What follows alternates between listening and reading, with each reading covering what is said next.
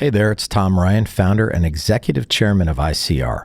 Before we get into the next episode, I wanted to ask that you subscribe to the show. It'll help us get even more unique and interesting guests on the podcast, and in turn, continue to educate management teams and the growing ecosystem that creates value for fast-growing private and public companies. And while you're at it, head over to Apple Podcasts and leave us a 5-star rating. Very much appreciated.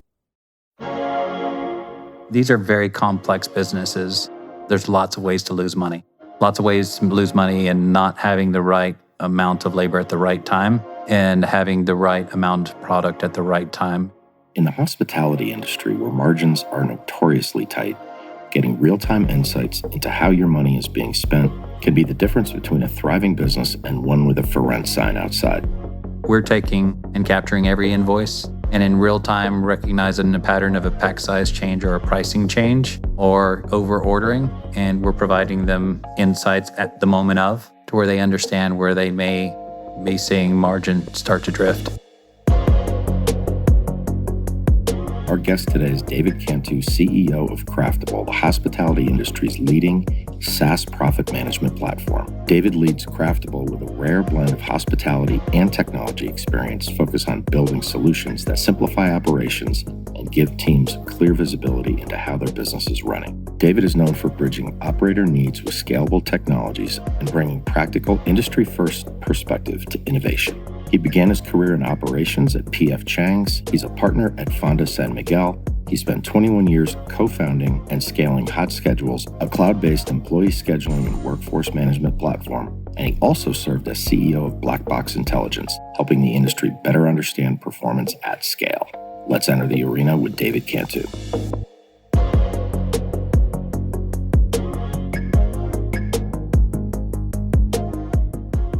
We'll get to Craftable in a few minutes, but first, maybe tell us about what drew you to the hospitality industry in the first place. You know, how did that evolve into technology? Talk about kind of your formative years getting into all this stuff. You know, it's interesting how it really all started. It started at a Subway, and it was a small town that, you know, the Subway had opened. It was a franchisee, and they hired the bulk of friends. And there was just something that was just really a lot of fun in the energy of guests coming in and trying to serve the best sandwich or make the best sandwich possible. And, you know, I was hooked from the very first shift that I started, and I've been in it for approximately 35 years now. Yeah. How did that opportunity come to you? Like, how did you get there? What were the first things that you kind of worked on? Because that was like a very fast growing public company and like serious business.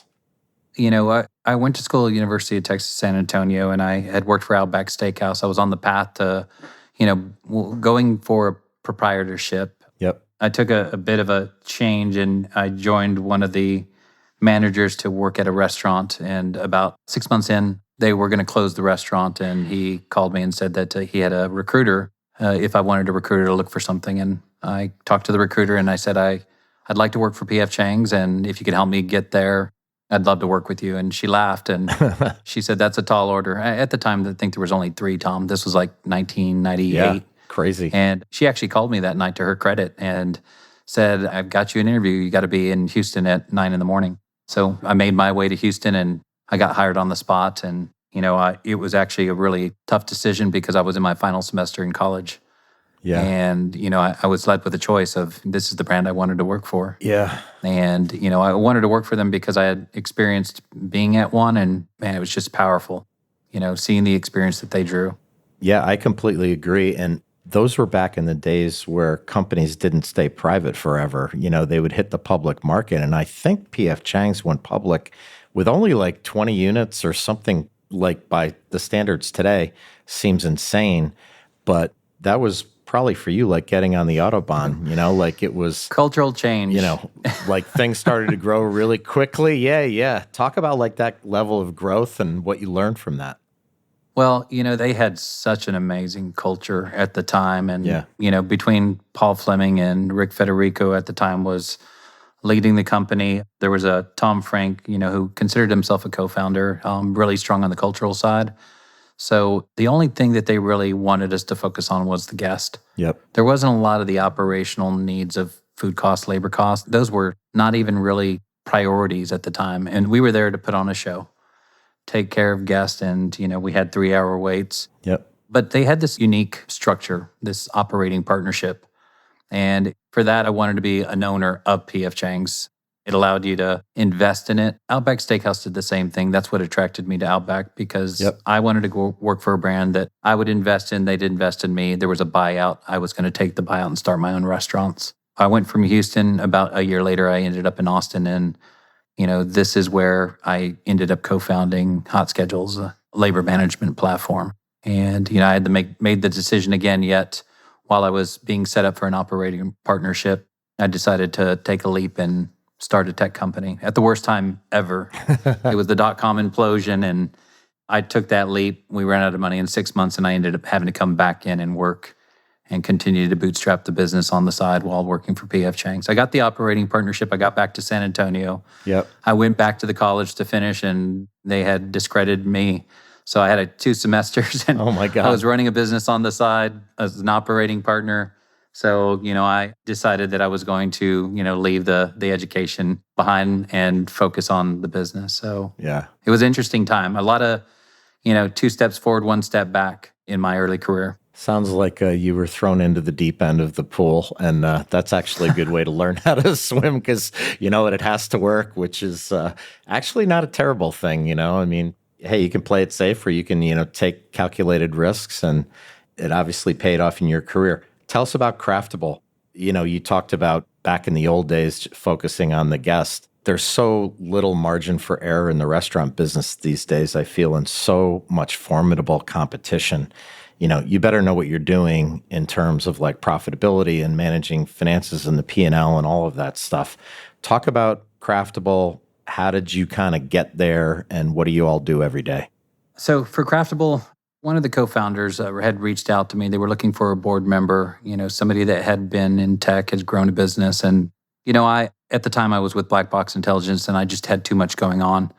And I decided it wasn't the right timing. I ended up leaving Black Box, and I reached back out to the founder because I was ready to take time off. And, it always interested me because we did roll up an inventory platform while at HotSchedules. And, I knew that it was a very necessary tool. And the way that they were going about it, they were focused on high-end chef-inspired brands like Jose Andres Group and FB Society, Barcelona Wine Bar, Bartok. They had the most amazing customers. Yeah. And, they started from bars and working on the bars into the food side. And they just had a very dynamic team. It reminded me of the early stage of HotSchedules. Yeah. They had not fulfilled the seat. They brought me on to be a board member. I had joined multiple boards, and I got involved back into the restaurant with a Austin restaurateur. And, the dynamic environment has always been inspiring for me. Yeah. And I didn't think I was going to be joining on as CEO at the time. I really just wanted to provide input. Yeah, they tricked you, clearly.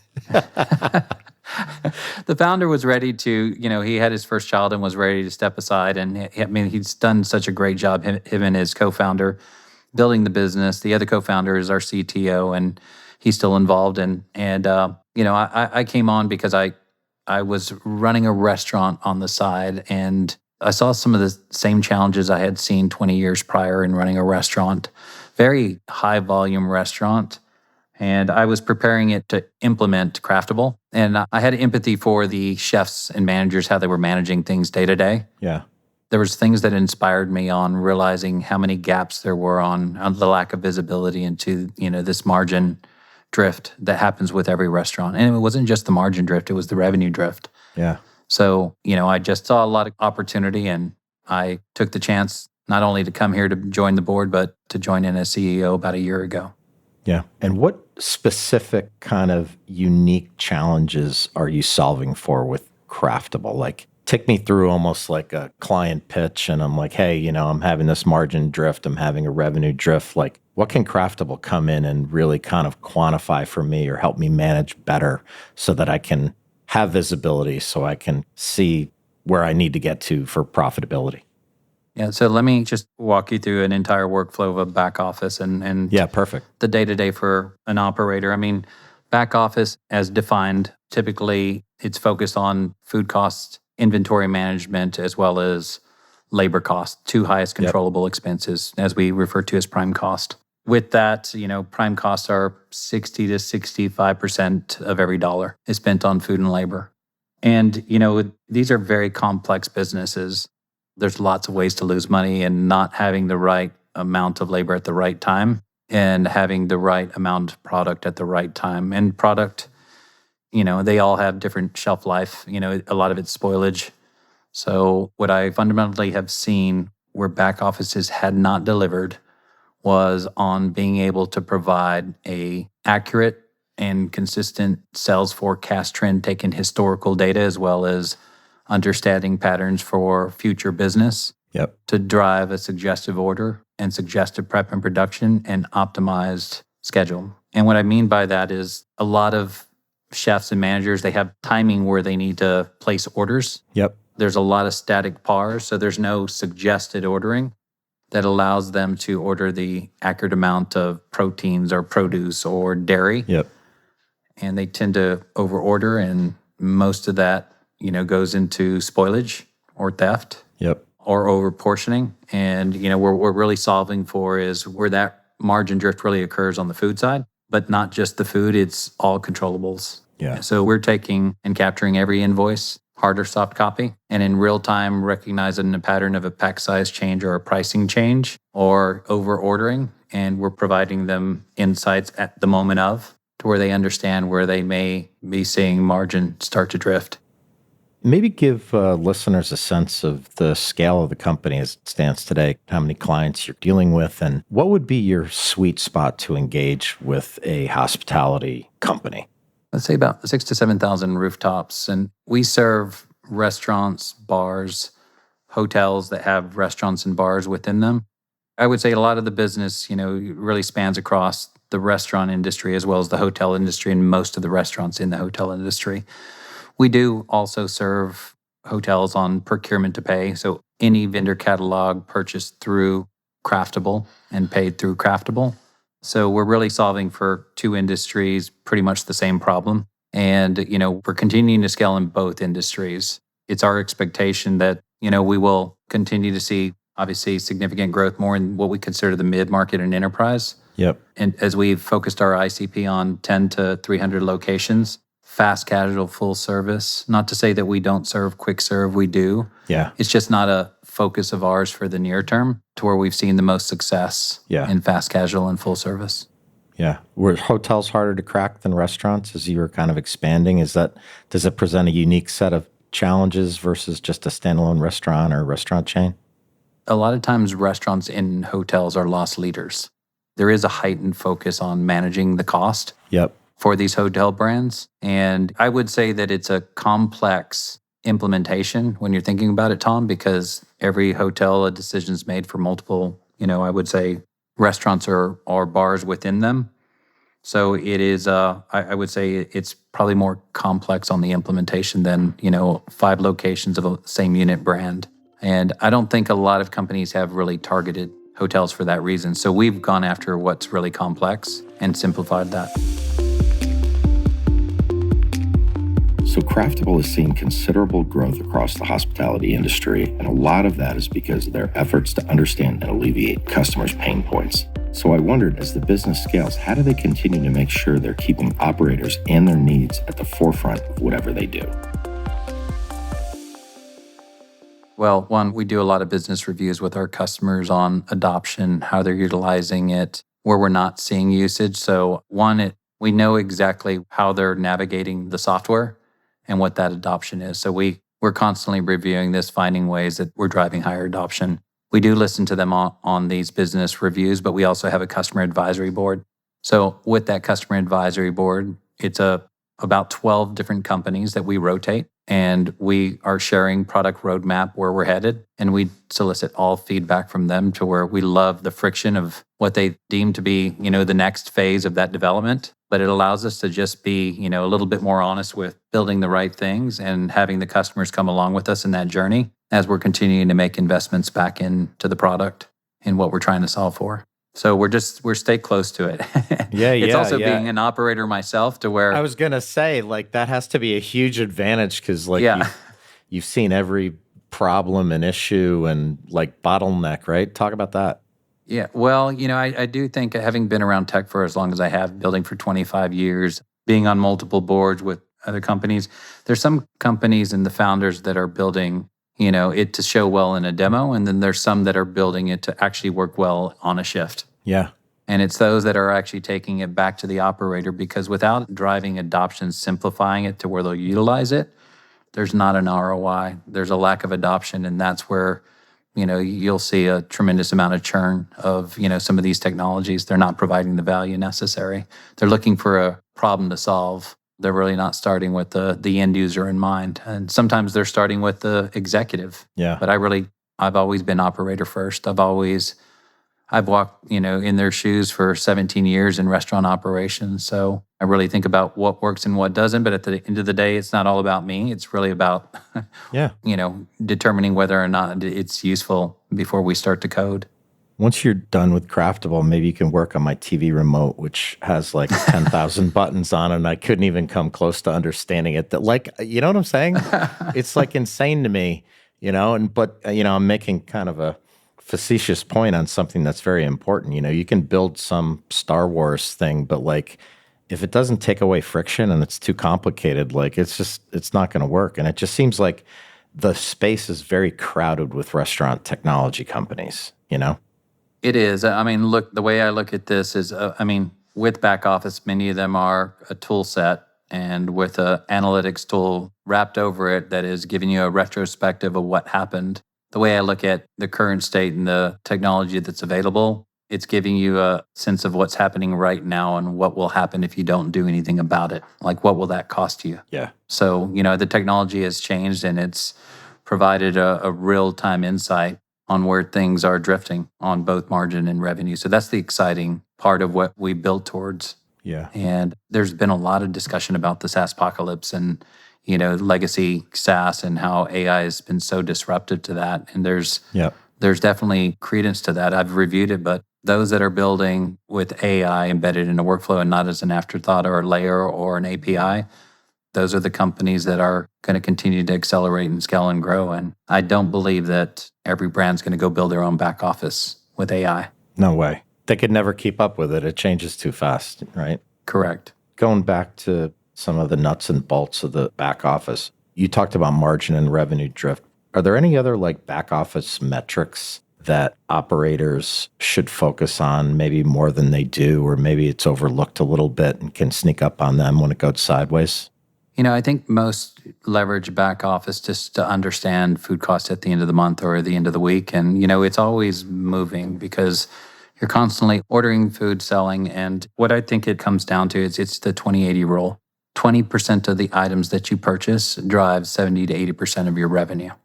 So when we really think about managing the food costs, we think about managing actual versus theoretical. Yeah. What you actually have versus what you theoretically should have. And that's where you start to hone in on, the ribeye or the bottles of vodka. And when you start to see a large gap or variance, you understand there's probably overportioning. Yep. Or there was breakage or spoilage or theft. And when you can really break it down to an item to where, let's just say it's Tito vodka in my wells, okay, naturally, I do believe that my bartenders are probably overpouring. Yep. So I can at least hone in and try and figure that out and try and get that variance down to a manageable percentage, maybe a 2% variance to be best in class. If I know I have 7% or 8%. There's an issue there somewhere. Exactly. So I think the smart operators have figured it out. They don't have the manager counting all the sugar packets and ketchups. Those are the things that you're naturally going to have them, but where's the real money impacting this? Because that's where the loss is. But it's not just that, it's in the over-ordering. We contribute to about 33 billion pounds of waste every year in the restaurant and hotel industry. Yeah. And doing the math, that will feed about 7 million people a year. And as much as this industry is, and I've shared this because I do know a lot of these brands give to No Kid Hungry, trying to ensure that all children know where their next meal is coming from and have the ability to not go without a meal. Yep.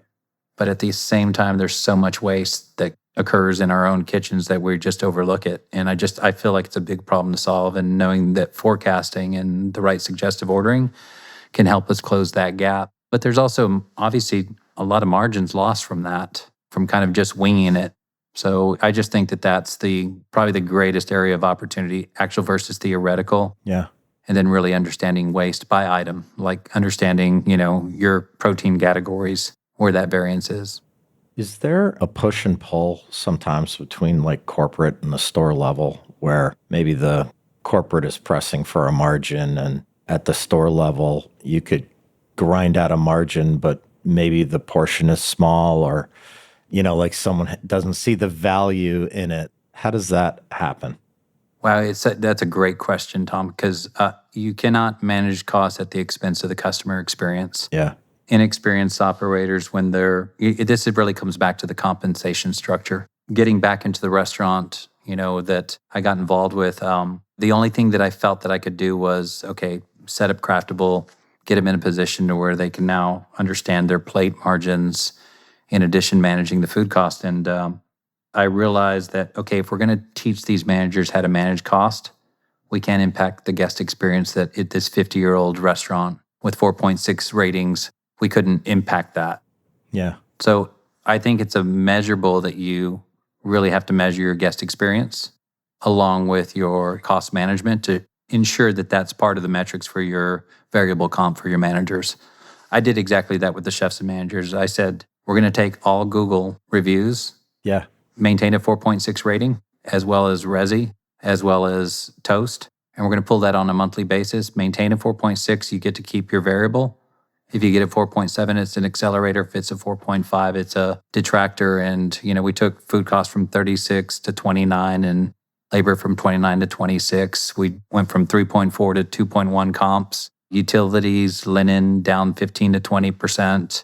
And, it was a game for them. They didn't understand the P&L when I got there, but we tied it to a variable and they very well understand the P&L and the actions that they take and how that impacts profitability that allowed us to buy new grills, all new kitchen equipment in cash from that savings. And we didn't impact the guest experience. We continue to provide that experience. But it's absolutely important because inexperienced will cut back on labor, impact the service or the speed of service, and they will probably, damage the experience of the food if it's not fresh or not portioned properly. Yeah, I'm smiling because I always feel like when I go on an airplane and like you have no leg room anymore and, if someone goes back, I'm like, I guarantee you like some CFO designed this airplane, right? Not like a customer service person because, people just complain about that, but it's the same thing. You can't, if you don't deliver value, particularly right now, like with what's happening, value's winning the day, and companies who take too much pricing or they, cut corners in labor, like you have to play the long game. And there's a trick to public companies being able to do that too. They have to realize that you can't be just grinding out numbers to make a quarter. You gotta, I think Texas Roadhouse is a good example of something like that. They're such a great example. Yeah. Yeah, they've kept price in check and like high value but they still run it. I mean, they're killers, like they are really running an exceptional business, but they know how to deliver value and they're not, doing it by trying to grind out another point of margin, right? They did it right, Tom. I think in having been at Black Box and, we did a lot of the benchmarking and really understood, I think there was a 35% increase on menu prices since COVID. And every brand, some brands just continued to take price because they wanted the margin.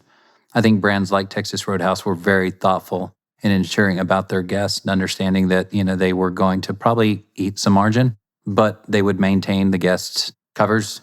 They would still have the same traffic, if not better. And I think they were able to retain that traffic. Traffic has declined 2% every year since 2016 because of the overexpansion. So every brand that opens up, they're going to lose about 2% naturally every year, unless they're driving value. Yep. Interesting. When you look at, we're sitting here kind of mid-2026, when you look at the next 18 months, I always think you can only do so many things as a management team in any given time period. What are the 2 or 3 things that you're most excited about with Craftable, over the next year and a half? Bringing the food and labor together, with the proper forecasting. automating that when I say automating that entire process, it's all fully connected and it's giving the information necessary that needs to be validated and reviewed clearly by managers who have knowledge that the intelligence doesn't have on what may be occurring in a neighborhood or, what catering event that's not captured in a historical trend. Aside from the agentic piece and being able to really surface information by asking questions, that's amazing. And a lot of people are solving for that. But I do believe this automation of the back office, for me, I think that it's the most important piece in running a restaurant successfully. Because these are the things that are a bit of a time suck for chefs and managers, and they get it wrong. And, I would love to see them more on the floor and providing a better guest experience, developing their team rather than being in an office. So for me, this is everything. This is where we feel that it's the most important build, and it's something that I've been working on for over 2 decades now, that I've not been able to crack the code successfully in that build, but I believe the technology has finally caught up.